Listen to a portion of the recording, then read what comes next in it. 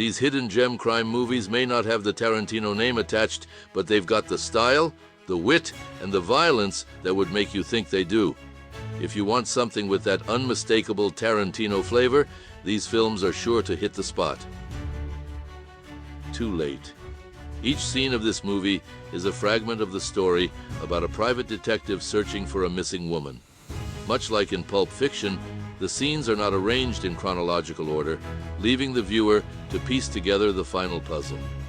Tarantino's movie fanaticism is legendary, having turned cinephilia into a cult in its own right. The action in Too Late unfolds in Hollywood, where cinema is omnipresent. It's watched, shown, and discussed. Have you heard from Dorothy recently? I just think I saw something I shouldn't have.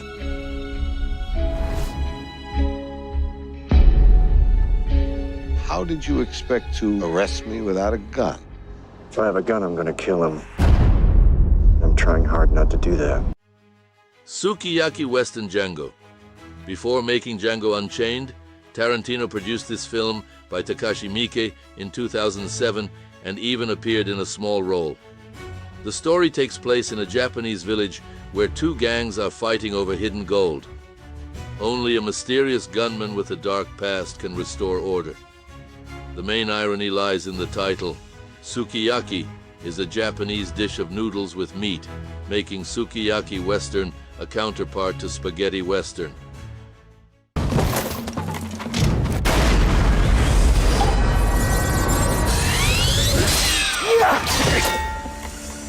Not too shabby.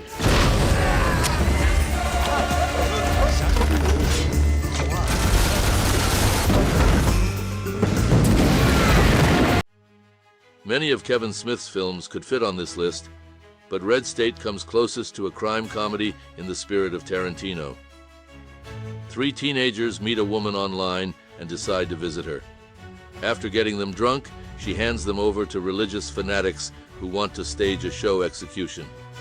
However, on their way to meet her, the teens manage to scratch the local sheriff's car. He then sends his deputies to find the culprits. I hate the wickedness of America. You mind taking the children out now? It's gonna get grown up in here. I don't want to die! You're already dead, sinner. Come out with your hands up, and you will not be harmed. In Bruges. In 2018, the world became familiar with Irish director Martin McDonagh when his film 3 Billboards Outside Ebbing, Missouri received 6 Oscar nominations and numerous other awards. But before that, McDonagh directed a great crime film that became a cult classic among genre fans. Hitmen Ray and Ken are hired to kill a priest, but due to Ray's mistake, an innocent boy is killed instead. As a result, their boss sends them to Bruges to lay low for a while, and Ken is given the task of killing Ray. After I killed them, I walked home to await instructions. Get to Bruges. Bruges. Where's that? It's in Belgium. 7 Psychopaths. This film follows screenwriter Marty, who is struggling with a creative crisis and his down-on-his-luck friend, unemployed actor Billy. To help his friend create his magnum opus titled 7 Psychopaths, Billy decides to find 6 madmen for Marty and become the 7th himself. Another film by Martin McDonagh, 7 Psychopaths is fun and intricately weaves several storylines together. The film has everything you want: dark humor and unexpected plot twists. What the hell happened? Some punks jumped us. Who are you? Said they were looking for a little shih tzu. Then some other punk killed those punks. It's their blood. It's his puke. You want to go to the bathroom, clean some of the blood and the puke off you? Bronson. This is the story of Charles Bronson, who spent most of his life in prison. Born into a perfectly decent family, there were no clear signs of his future path. However, Bronson had a taste for cruelty, and even behind bars, he was excessively aggressive.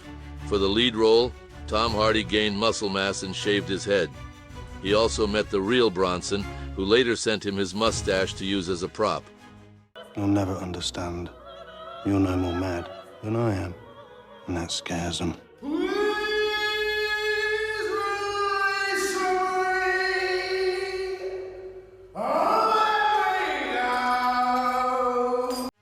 Get Shorty. This comedy by Barry Sonnenfeld, creator of The Addams Family and Men in Black, is based on the best-selling novel of the same name by Elmore Leonard, a writer Quentin Tarantino considered his idol.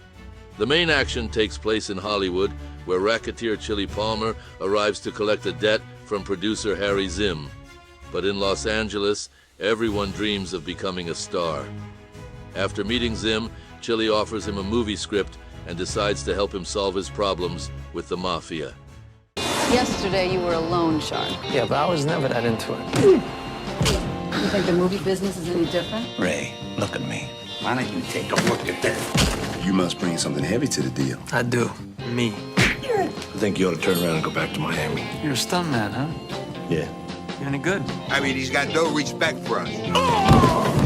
Shoot 'em up. Mr. Smith rescues a baby whose mother was killed by criminals, and now Smith himself is being pursued by hitmen. But they didn't consider that Smith is capable of dealing with any number of villains on his own. The title doesn't lie. In this movie, everyone is constantly shooting, whether during conversations, chases, or even during sex. However, the action isn't limited to firearms. A carrot can become a dangerous weapon. Yes, this is the scene that went viral on the internet, and blood from a cut hand can be poured into the eyes of your enemies. National sports pistol champion at age 10, recruited by the Army. Sounds like Black Ops got him, trained him. I want 4 mags, a box of 9mm 147 hollow points, and give me 50 FMJs. You want to buy bullets with food stamps? It's as good as cash. Throw in that check you got from the sperm bank and got yourself a deal. I don't get that check till Wednesday. Baby Driver. Edgar Wright is a cult director like Quentin Tarantino, but in his own genre. Fans adore his ability to create comedies with perfect editing and witty British humor. The main character, Baby, barely speaks, constantly listens to music due to severe tinnitus, and drives like a pro. Once, he stole a car from a criminal and is now forced to help him by driving his henchman away from the scene of the robbery. Baby has paid his debt and wants out of illegal activities, but his ex-boss demands that he participate in one last robbery. What is it you do? I'm a driver. Oh, like a chauffeur. Anyone I'd know? I hope not. Doberman.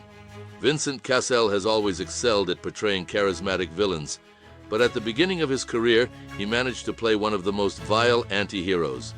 This movie tells the story of the daring leader of a gang of thugs, nicknamed Doberman. He commits the most brutal robberies and never parts with his pistol. The criminals are hunted by Inspector Christini, who seems to have good intentions, but is more cruel and repulsive than the villains themselves.